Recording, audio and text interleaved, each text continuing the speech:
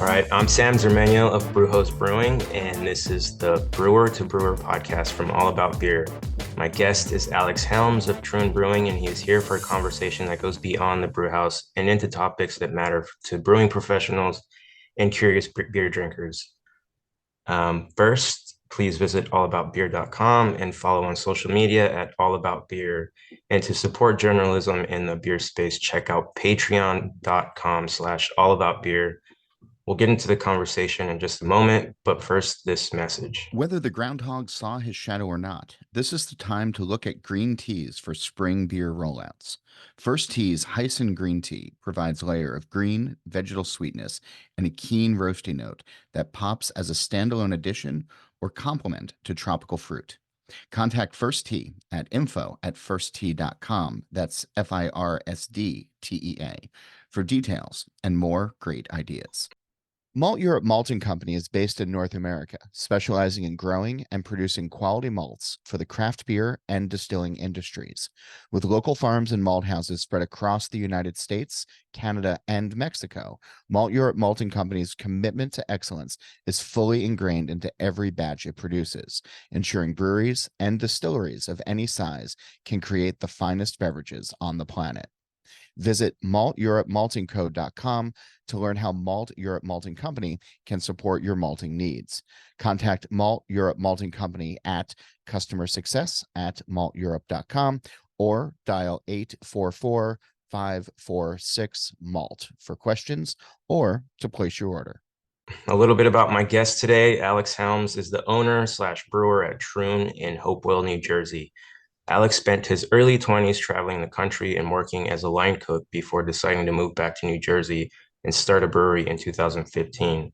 9 years later, and still occupying the original space in a renovated barn, he could not be happier with this decision. Troon's focus is on hoppy ales, but no style is off limits as long as it's fun to drink. I can vibe with that. Alex, thanks for being on the show with me, man. It's always a pleasure talking to you. Yeah, man, I'm stoked. How are things?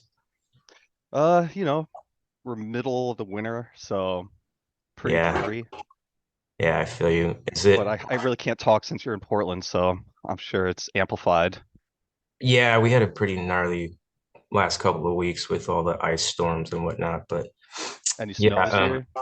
we barely had any snow, honestly. Yeah, same here. It was more of the ice this time. Last year we got a bunch of snow, but this year it was a bunch of ice. Perfect. Um, anyway, people still come out to your lines regardless. Yeah, We try to play around the weather, but sometimes it's unavoidable. yeah, I There's feel only you. so many windows we can release. Yeah, how often are you guys releasing? 1 to 2 times a week. Yeah, right on. Yeah. So tell me a little bit more about your 20s. It says you were traveling, you were a line cook. What was that like? Yeah, I had a bit of an itinerant streak there. It was just after college, I felt like I don't know, a strong urge to leave New Jersey, which I think anyone who's grown up here probably relates to. And that's probably the case for anyone in their hometown, right? Yeah, yeah, Unless you for grew up sure. in California or something, which I imagine you don't want to migrate far from. I But mean, I grew up in California and I wanted to get out of there, but I didn't grow up anywhere true, cool. So same coast. Does that still count? yeah, Portland, I feel like Portland is a kindred spirit to a town like I'm not even gonna go. I don't know California well enough to make a I comparison. mean, there's the cool parts of California and there's like the desert parts of California, which most people aren't super stoked to live in, but you got to do what you got to do. You had a friend who moved to Palm Springs recently, and it's pretty Oh wild out God. there. Yeah, why Yeah. Palm Springs? It just seems like such a clash of disparate types of people, old abandoned Absolutely. ruins, and then you have it's like the Yeah. toniest people in multi-million dollar homes, and Yeah, yeah, dude, it looks like a trip. it's quite the place for sure. So you get out of college. Yeah, in contrast to that, New Jersey, it's I like New Jersey, but I think that's Mhm. just a tough love kind of thing. Maybe Right. or maybe just like a Stockholm syndrome. I'm stuck here, so I have Yeah, to love it. I don't have a choice. I feel But you. I had a bunch of friends up north, so I moved to Vermont and I lived there for about a year in Maine, but I just couldn't decide what to do. I was just restless. So I Right. kept moving and Cooking was my passion at the time, still is, but professionally. And Yeah. it was easy. You know, you're kind of like a hired gun. It's pretty simple to find jobs, and there isn't a huge barrier to entry at most kitchens. So if you're trying to be on the move, if you're trying to stay nimble, highly recommended. Um, just could never bring myself to be a server, you know, or a bartender. Just don't think I'm personable enough. Uh, Yeah, I feel that. at least not 24/7, you know, every Yeah. shift.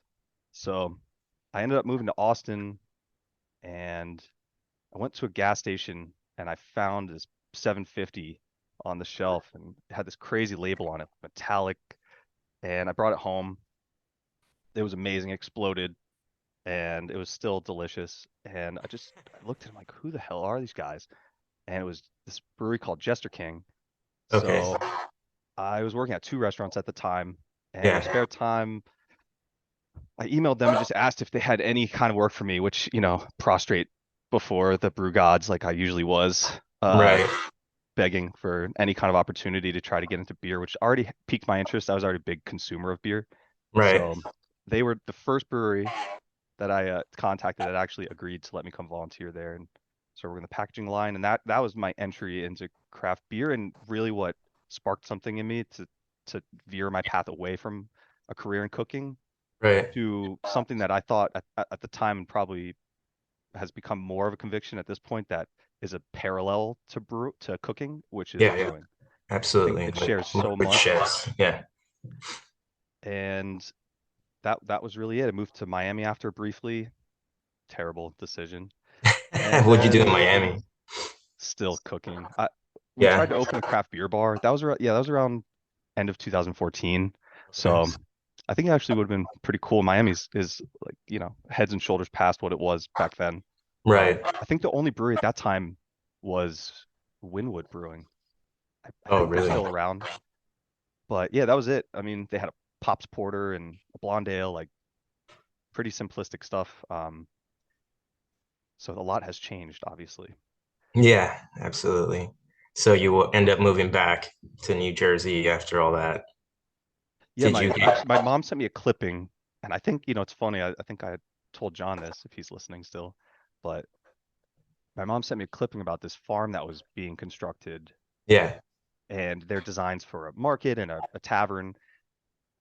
And I was pretty skeptical, but I came back and I ended up calling the guy, and he toured me around and showed me. I was still living in Miami at the time. I think it was during the Mhm. holidays, Yeah. and I just knew that was the spot. That was it. The That's whole awesome. shitty barn with the pigs, just so disgusting. I But love it, dude. I love visiting all the little trinkets and art you have up everywhere. It's got history for oh yeah, sure. we're quite the pack rats, as you know. It's not like we have a ton of space to work with, but Right. we But certainly it managed works to for what fill you're every doing. inch. Right. So in 2015, you take this spot and you start brewing. Did you have any brewing experience before um, opening Troon? Like you said, you worked the packaging line. Did you ever get to actually make wort or anything like that? Did you homebrew at all? I was a big home brewer, big home brewer. That's cool. For about a year and a half before I'd signed a lease or anything, I moved back Right. to Pennsylvania with my buddy Matt, and I was living at his house, and was just full time when I wasn't cooking. We worked at a ski mountain, this little Yeah. podunk ski mountain, um, Yeah. just brewing and crafting recipes that I thought back then my big focus was mixed fermentation. I mean, I was convinced that was what it was going to be. Yeah. Like a lot Obviously, of us. yeah, I think that was a common delusion, or maybe, well, I know a lot of people made it happen, so I won't say Yeah, that, but yeah, you for know, sure. I think just with my background and what I was used to tasting and what I really enjoyed, that was a big component Mhm. of it. So naturally, that's what I was interested in. But the other side of it was hoppy beer, and that's the beer that got Right. me into craft beer, you know? So that was always maybe second or tied with mixed fermentation for something that was on my mind to brew. Right And on. so I Who spent were about a year like and a half the on that. yeah. That's my other friend, his uncle had a big property up in North Jersey, so I started inching my way back towards Hopewell as the construction started, Right. and I set up my gear there, and we would brew for his uncle because he let us have a bunch of space in his garage, and he's a big time beer drinker, so we'd give him kegs, and he would That's brew rad. them. Yeah, it was a sweet setup. It was a really fun time in life, pretty carefree. Cool, man. So what were some of these hoppy ales that, or these hoppy beers that got you like excited about brewing something like that? I think the first truly hoppy beer I tried was a Bomber of Arrogant Bastard. I'm pretty sure my dad got that for me. Yeah. I don't know if I should say that, but yeah, when I was maybe when I was younger, when I was a teenager. So that was the first one that I tried. That is the first beer. I mean, it's still notable even to this day. Yeah. You can probably remember how abrasive that beer was. Oh That was yeah, during those dude. big IBU wars when like, who can break 100 and what's the threshold for I annihilating remember people? I couldn't stand that shit, dude. I was like, these beers it's like chewing on orange peels. I couldn't do it. But Yeah, eventually real. kind of just forced my way to like bitter beers and yeah, went from there. But still, yeah, It's you try this beer and then anything else, any other beers that you were like, holy shit, this is crazy. definitely Hill Farmstead. Yeah, of course. That is very memorable. Being at well, we're at a memorial service, oddly enough, on a mountaintop in Vermont, Yeah, and people brought a bunch of growlers because it was nearby. We are only about 45 minutes away, and it was beautiful. It was just real like a life celebration of someone who died way too young. But I just remember sitting around the yeah, picnic tables, and I had never tried any of their beer before. This is I don't even know what this year would have been. It was a long time ago, and just being blown away. And I don't know how much of that is context, but yeah. I would definitely attribute early Hill Farmstead to probably the biggest influence on me for hoppy beer. Just how Nice. soft it Yeah, was. I still haven't been in the spot, but Yeah, I went last year. I finally saw the new spot. I'd only ever been to their prior to the smaller spot.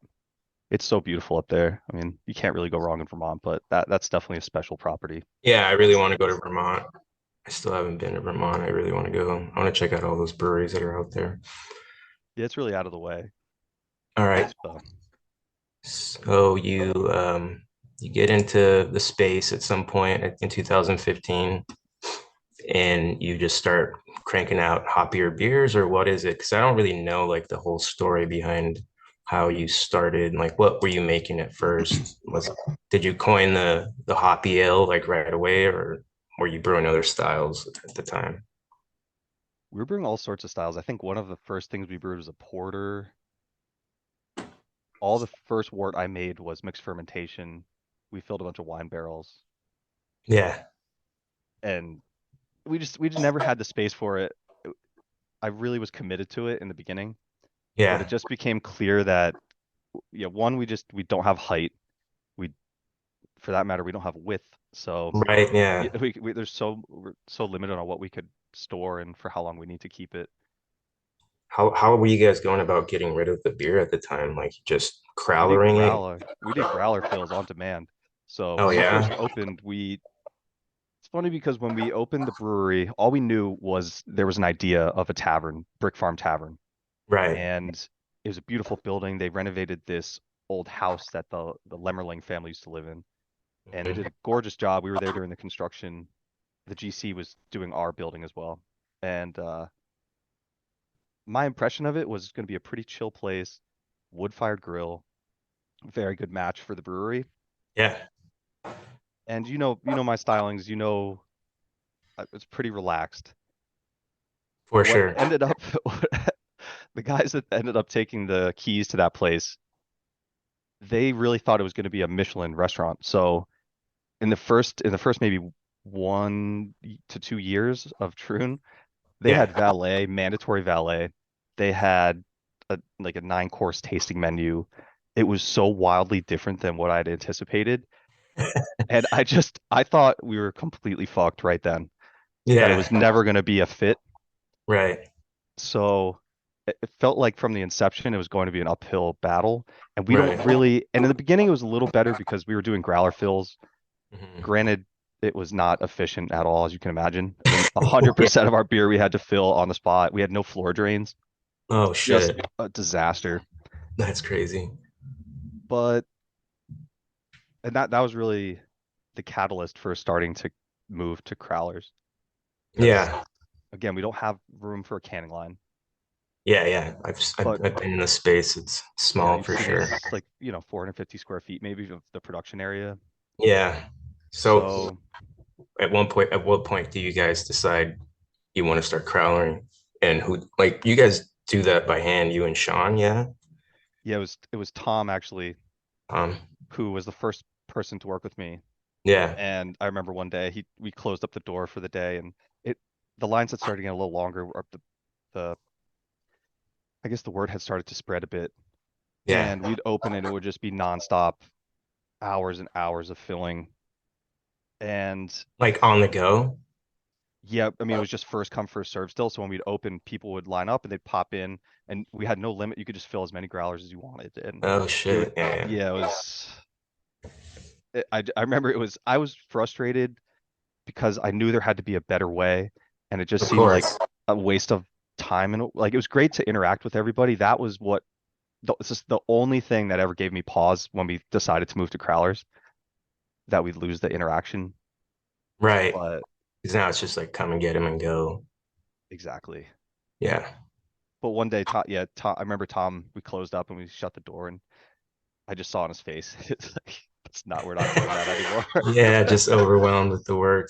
Yeah, I can't believe you guys did that for how long was that? I think Like a maybe year or two? close to it, maybe, yeah, maybe a little under a year before we moved over. Yeah. And then yeah, it was a lot easier after that. I know a lot of people resented that move, but like almost everything we've ever done, it was purely from a pragmatic standpoint. Yeah, of course. Just what is going to be the most efficient for our tiny, inefficient setup, right? Yeah. And I'd say that's the story of the last few years. Right on. So then you move on to Crowlers. At what point did Sean end up joining you? And is Tom still a part of it? So Tom ended up hurting his back, Okay. and I think it you might have was, mentioned that to me. yeah, I mean, pretty badly. I think he had prior history of, herniated discs and things. So it just got to a point where the amount of the labor we needed to do, you know how it is. Yeah, yeah. It was a lot, and so he sort of backed out and retired. Just Okay. as Sean, who was working next door, was sort of volunteering with us and was hanging out with us, and I thought he Yeah. was a really cool guy. And he started basically an apprenticeship, and now he is the full-time person at True now too. It's only ever been me and one other person. Yeah. You guys are wild, man. I still am baffled at how you pull it off every time. I'm like 200 and something allotments each time. I'm assuming that's like two Crowlers per allotment. Yeah, yeah, it is. That's Well, so many Sean's amazing. Crowlers, dude. Oh my God.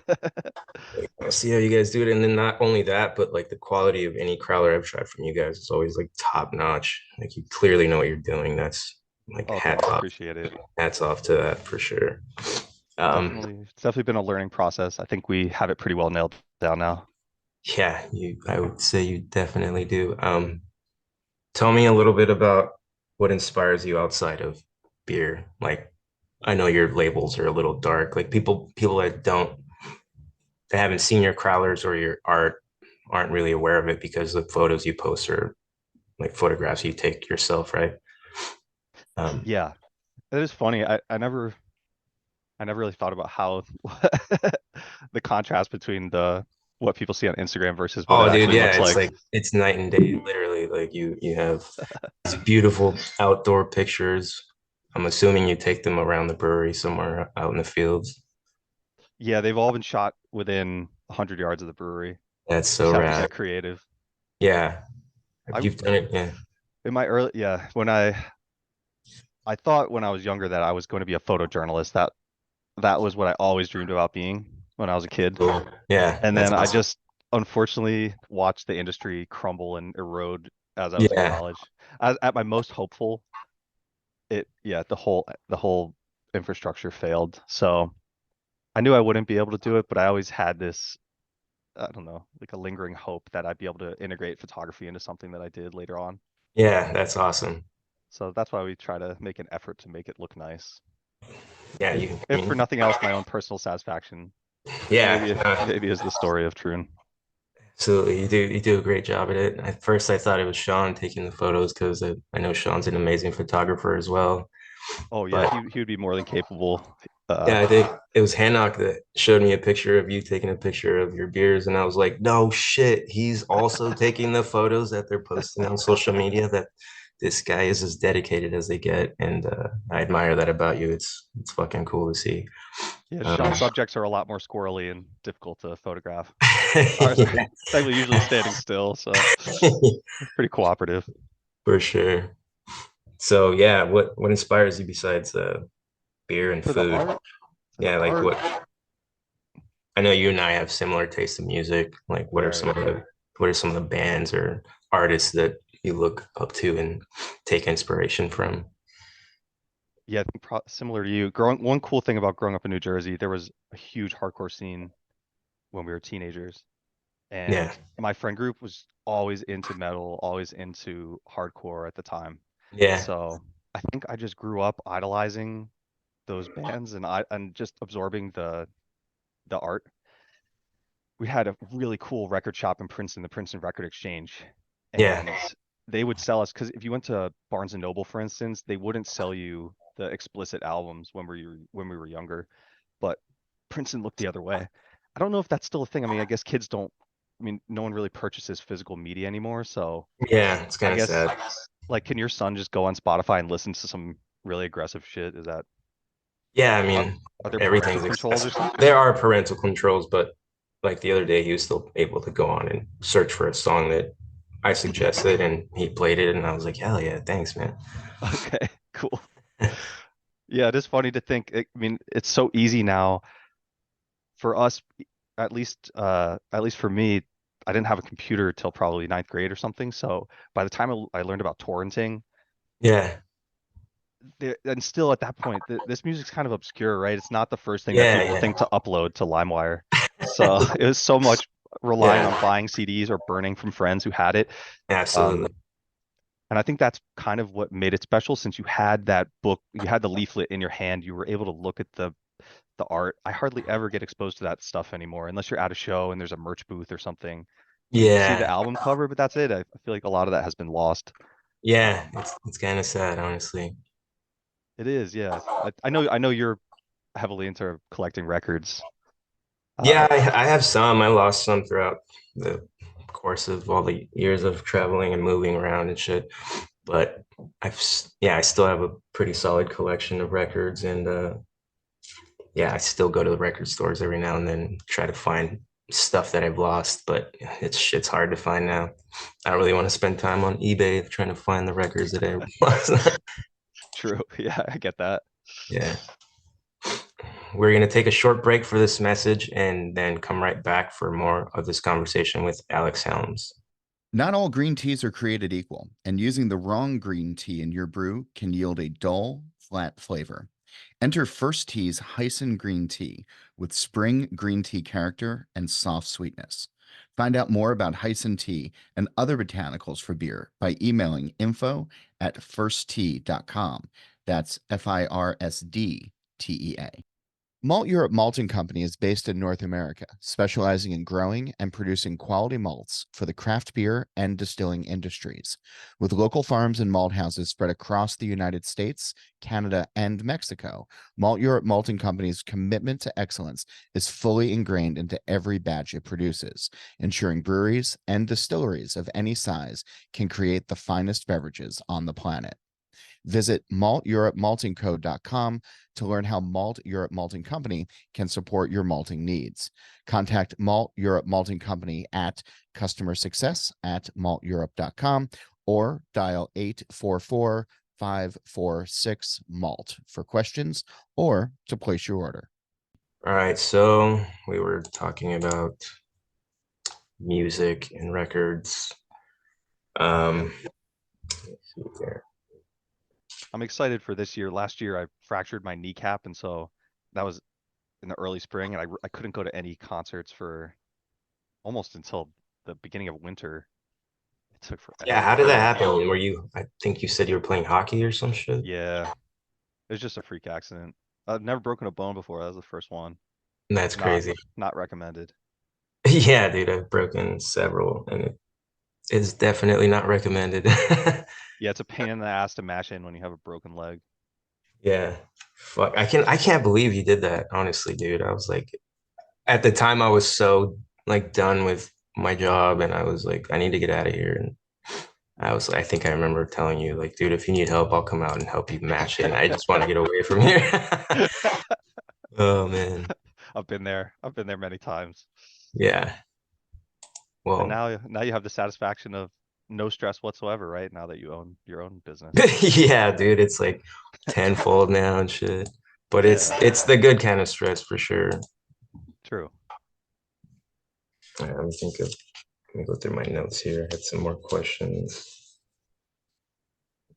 Do you want to talk about your hoppy ales and how you achieve this insanely dense haze and this beautiful head retention that a lot of us are jealous of?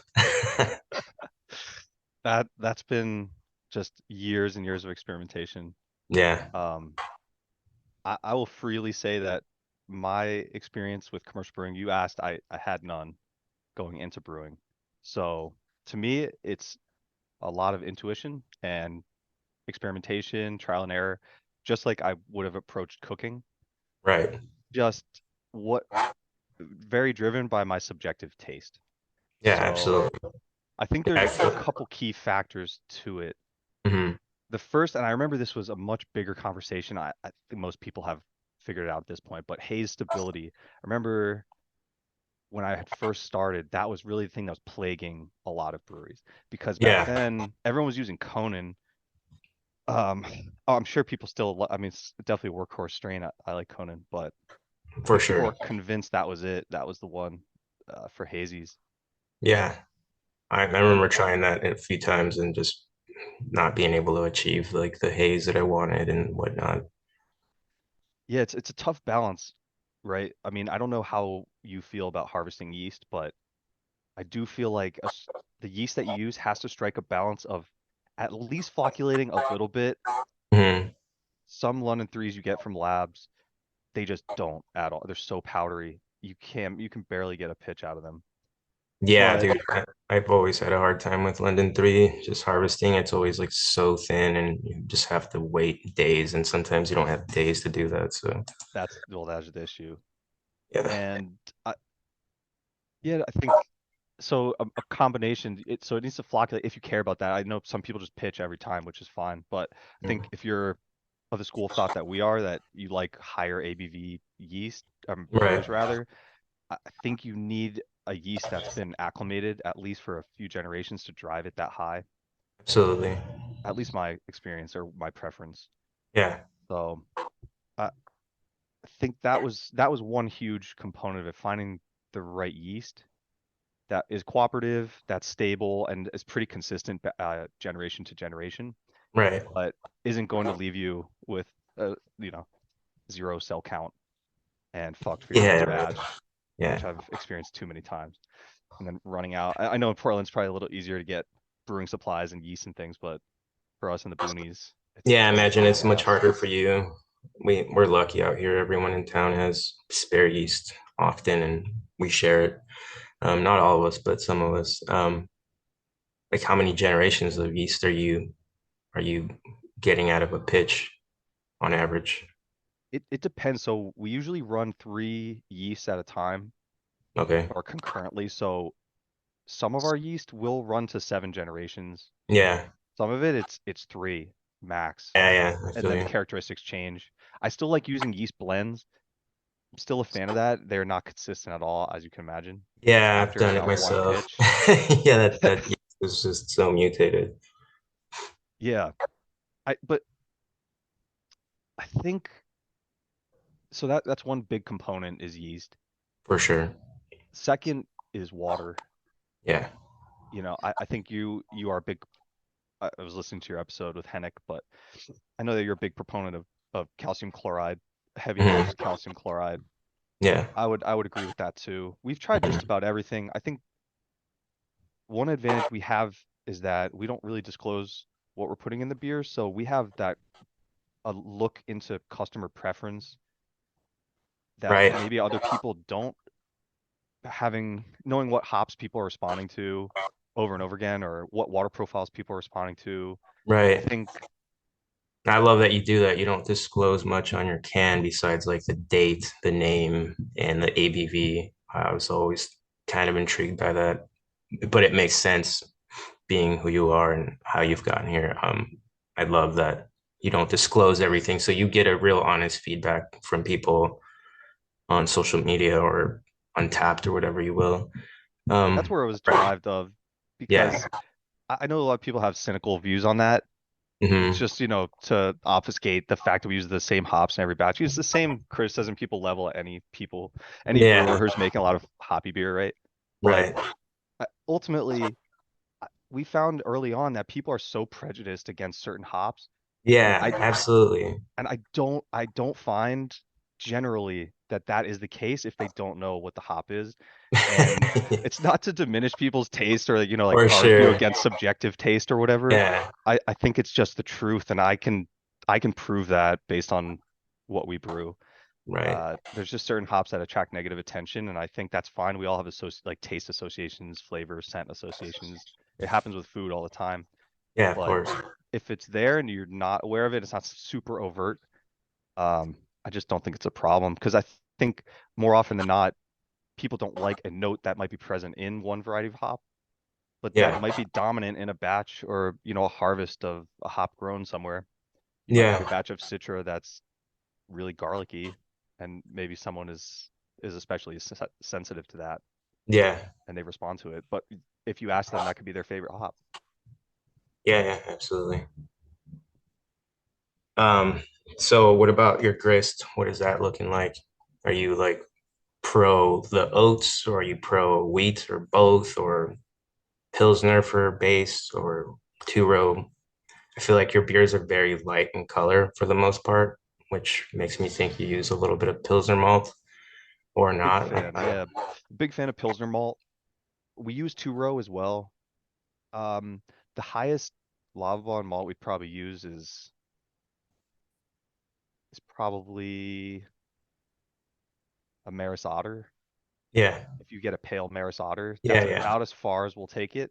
Hmm. I know now also we were talking about haze stability and things. I think the the deleterious effects of crystal malt are now pretty well established.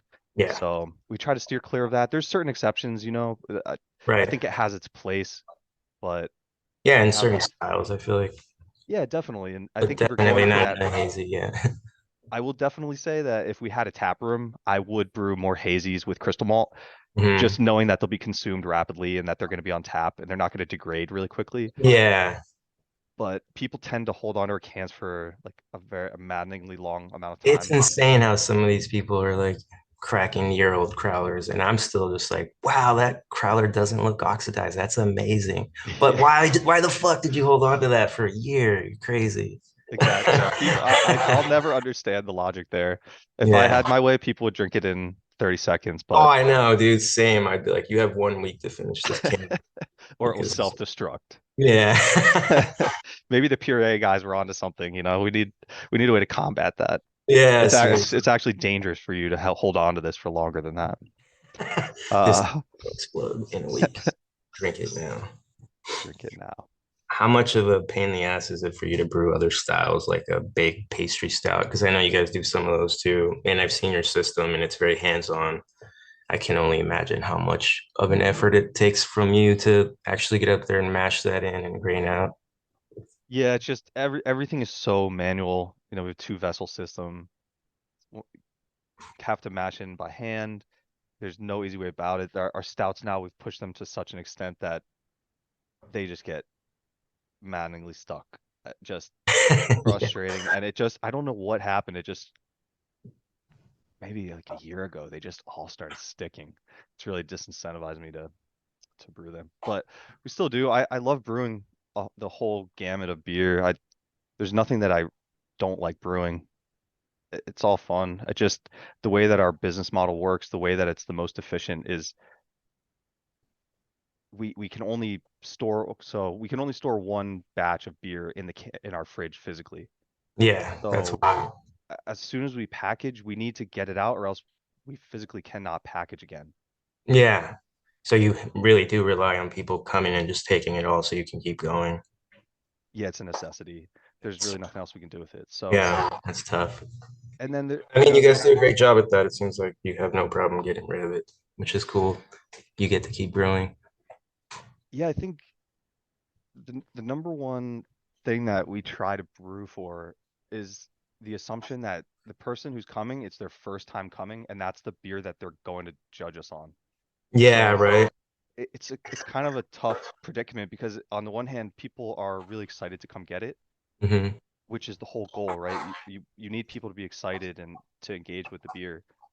On the other Yeah. hand, if that's their first time to the brewery and that's the week that you're selling a lager, Yeah, they're like, what the fuck is yeah, this? they're like, how was I so misled that I thought this brewery was going to be amazing and this did not blow my mind. Right.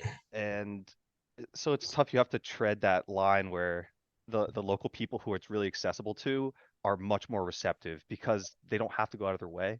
And so we brew those beers for them.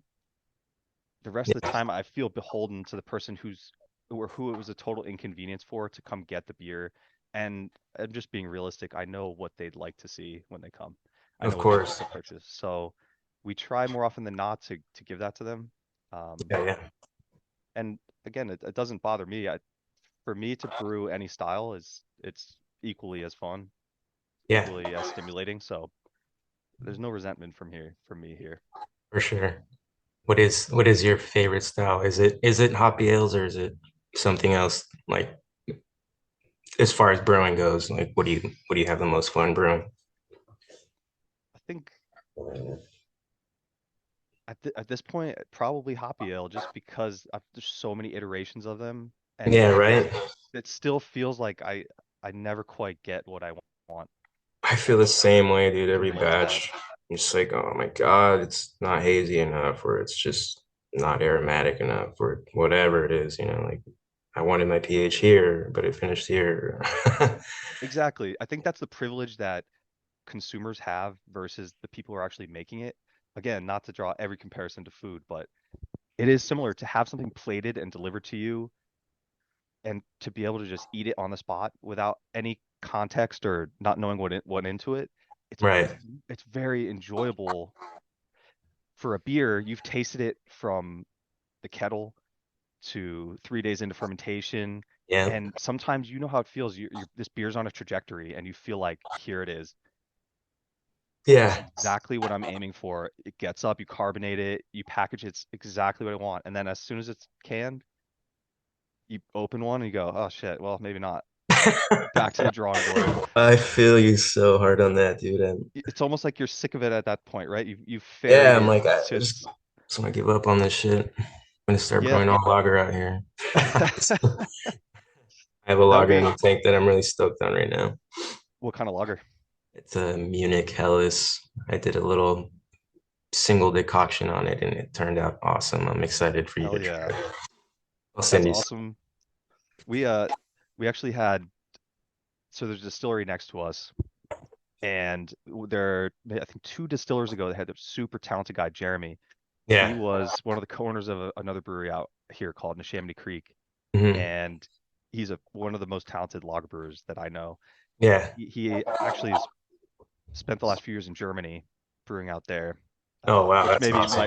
might be a testament to his talents. But yeah, it was really cool to have him on the property because he'd always come by and we'd shoot the shit, and it's fun to bounce off what we're doing with him because even when we do lagers, we do them a little bit differently, put a spin on them. Yeah. Yeah. I don't think there's any point in us trying to make a really down the middle lager Yeah. just because of how we have to release the beer, the Of necessities we have course. laid out. It just doesn't make sense. Yeah. Yeah. So that's why, we focus on the things that we can make an impact with. But uh, part of me really wishes that I had the flexibility and the space to Mhm. brew those beers because, yeah, I do. I do enjoy them. I love drinking them. Of course. I would love to try my hand at them over and over again. But Yeah. not the situation right now. No, I feel you. You have to cater to your audience. Like you said, there's that random person that shows up and they get a lager from you and they're like, I wanted the hazy. And you just feel bad. You're like, sorry, man. Like, Yeah, there's one on tap next door. You could try it, but yeah, right. It's the allure of the can, I think. Yeah, I only made one because I feel like everyone's like, "Can you make one?" I'm like, "I'm pretty sure I Right? can." But yeah, I'm also gonna focus on the hazy hoppy stuff more than anything right now. I think it's, I enjoy brewing them as well. Like you do you said, ever feel they're so defensive different. Yeah, because absolutely, that's a dude. style that you like and it's so denigrated in the community? Yeah, it's almost like frowned upon by some of the brewers. I'm just like, I don't get it. Like, what's wrong with a hazy IPA or whatever? Like, I don't think haze is a flaw if it's done right, you know? Yeah. Hey, I mean, I've tried There's a reason plenty why it's like amazing the ones, top good ones. selling style in the beer in the world right now. So, I think, I think that's one point that gets lost a lot with people who question how it came to dominate craft beer. And I think it's pretty simple, right? I could make an amber ale, but how much or how well can I compete with someone who's making that amber ale yeah, perfectly for the last 20 years at a lower absolutely. price point that's readily available everywhere? I Yeah, just, what's the you point? can't. It's Yeah, it's I been don't done get well, it. and if I had a tap room, it'd be great. But what is the one style of beer that is so volatile that it won't taste as good a month later? Yeah. Which one will legitimately you have a better shot of finding a better beer at your local brewery than on the shelf? I think that's hazy beer. I mean, there's a few Yeah, other styles you could look to, but that's really it. for sure. And that's why I think it will persist as a really popular style. That and how flavorful it is. I mean, it's Yeah, pretty absolutely. straightforward. Yeah, I get it, man. I love hoppy beer. I'm going to continue brewing hoppy beer. I hope you do too, because I think you're one of the best at it in the country right now, fucking the world, really. Well, I Um, appreciate that. yeah. I think Do you guys have any plans for the future of Troon? Is it always going to be the barn, or do you someday hope to open an actual tasting room of your own? that's the real question. I think we've sort of been on the precipice of expanding for maybe 3 years. Right. I mean, really looking in earnest for a new spot, and I think there's so many factors. I'm not a fortune teller. I Yeah, can't say yeah. where the industry will be in 5 years or Yeah, none of us can, right? yeah. Like 2020 and 2022 and all that shit. It was wild. I'm glad I didn't open this brewery during that time, honestly. Uh yeah, that would I my friend Vince opened in Asheville in October, right before the pandemic. Ah, I that just felt sucks. so bad because you're in this slow period in the beginning of the year and then Yeah, yeah. you're working towards this and then it's all pulled out from under you. So Yeah, dude.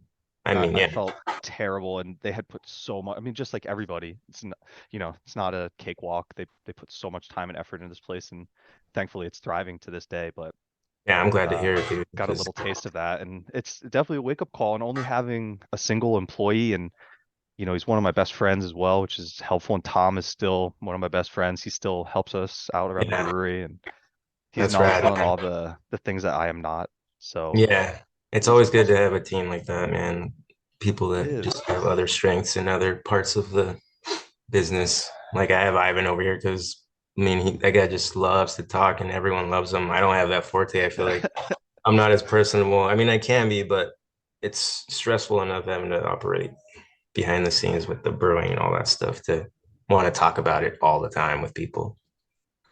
Agreed. I truthfully, I really appreciate you inviting me on. I just never feel like I have much to contribute to the conversation. I think, in the eyes of the majority of people, Troon is a total joke. It's just a little tiny brewery, home brewery, um, Fuck that. which You guys are is, awesome. man, I just put so much time and effort and obsession behind the scenes, that no one will ever see, and I'm totally fine with that. I'm not, Yeah, I know I this is why like hate the limelight, not interested. So, yeah, this uh, is why I appreciate you more than anything for taking the time to come on oh, this show and talk absolutely. with I me. could never I refuse an really just offer. wanted to have a conversation with you. You're a good dude. And you were an amazing chef, man. When you cooked for me at your house, I was like kind of mind blown. Like, holy shit. I wasn't really paying attention to you cooking. I was outside with Sean. Um, and before It I was knew such it, a fun time having you guys out here, and that tour was quite the undertaking. I know with everything else you had on your plate, but it was yeah, great to have you over here. Thanks for having us, dude. It was amazing. Like, Ivan still talks about it to this day. I think he's out there somewhere in the brewery right now. So that's the thing. Um, I was talking to Ivan saying how much we would love to come to the opening. yeah, you Because probably shouldn't, man. It's gonna be yeah, such a chaotic time. I would say come like a month later. that's what I was saying to Sean. I don't think we're gonna see them. Like you'll see us, but I can't imagine we'll have a second to hang out and shoot the shit, really. I mean, I would love to have you if you do come out. I'll make the time for it for sure. Well, we might have to just hold our breath for that the rafting trip. Oh, dude, yeah. We missed it last year because you broke your knee. That sucked. But yeah, we were all That looking actually might be forward the to that only shit. activity, as long unless some rapids dump me down and break my other knee. I actually flipped the kayak in that river like an idiot. I was like, why did I bring a kayak? I should have brought a fucking tire like everyone else. But it was a Oh good yeah, time. the like the inner tube ones. Yeah, I mean, we usually bring in our tubes, but Man, the kayak's aggressive. We're just going yeah, up and what? down, Yeah, up and down. one time I decided to bring a kayak and I flipped myself and bashed up my knees pretty good, but luckily I didn't break a bone. Yeah, don't knock on wood or something. You're I too don't know. close to the finish line here. Yeah, no, I guess I should say the starting line.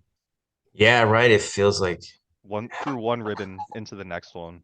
yeah, seriously. I'm like, I've been doing this so long. I feel like I'm like this isn't new, but to a lot of people it is. So we got to keep going and keep trying hard to make these cool beers, just like you. Well, I question about the opening. Is Hmm. this is this a date that you had in mind, or is this just a product of construction coming to an end, or beers being ready? How did you decide on it? It seemed like it was a few And months out, so very premeditated, right? yeah, we're still very much trying to finish the bar because we decided to do a lot more than we should have, honestly. But um, I decided on March 2nd because these guys were just kind of taking their time, and I was like, nah, we gotta get going. Like once you miss the spring in Portland and the summer, like you miss a big opportunity on people being out and about and traveling to Portland.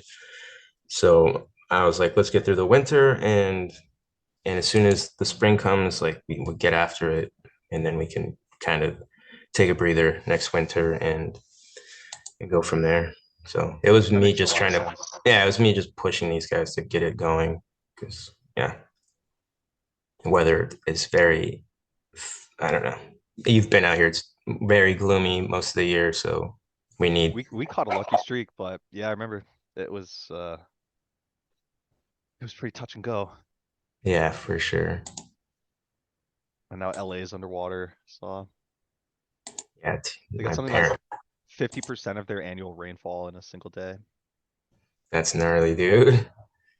That happened to us. The town I live in New Jersey, got it's funny, a space we were looking at to expand into got I think 22 inches of water about This, when this year?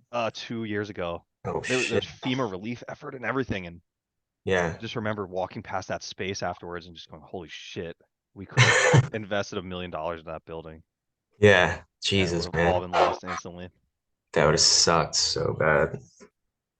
All right. Well, All right, Alex, my thank you friend, so much, dude, for taking the farewell. time. I Tell Ivan I appreciate say it. what's up. Yeah, I absolutely will.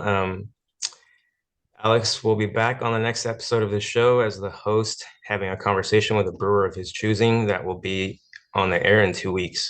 So make sure you tune in for that. Visit allaboutbeer.com and follow on social media. And to support journalism in the beer space, check out patreon.com/allaboutbeer. I'm Sam Zermeño of Brewhost Brewing. Thank you for listening to the Brewer to Brewer podcast. This episode was sponsored by First Tea. First Tea invites you to explore the rich and versatile world of teas and botanicals, including Hyson green tea.